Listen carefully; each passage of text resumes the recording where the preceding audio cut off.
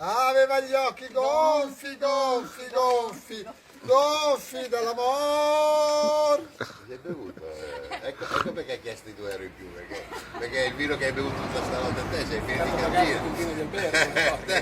Sei andato in cantina.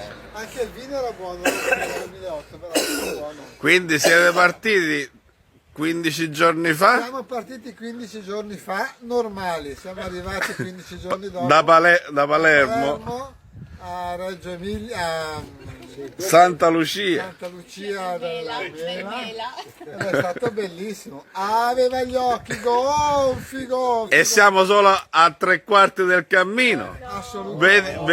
Vedi un po' a fine cammino, oltre gli occhi gonfi, gonfi, gonfi. gonfi. Pure i piedi gonfi, gonfi. Gonfi dall'amor.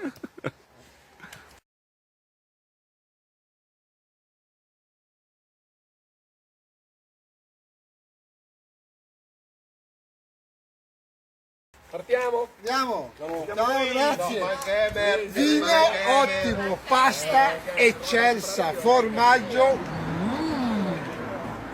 Ciao, grazie. Grazie, Grazie a te. buon Ciao. viaggio. Ciao. A che cadi? Secondo me cadi. O si dice buon passeggio, Buon cammino. buon cammino.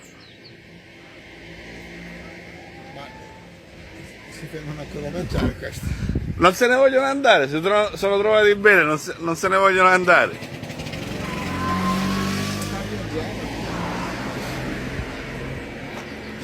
Io di là.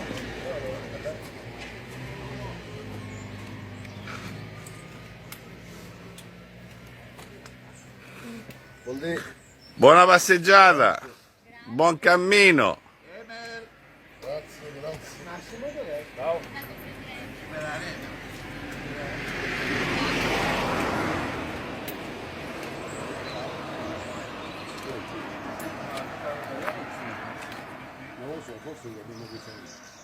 Bene.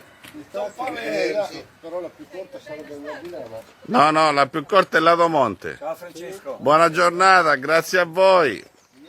Buon cammino e buon rientro a casa. Arrivederci, grazie. Arrivederci, buon cammino. Ciao, grazie. Ciao, ciao, Torneremo vincitori. grazie.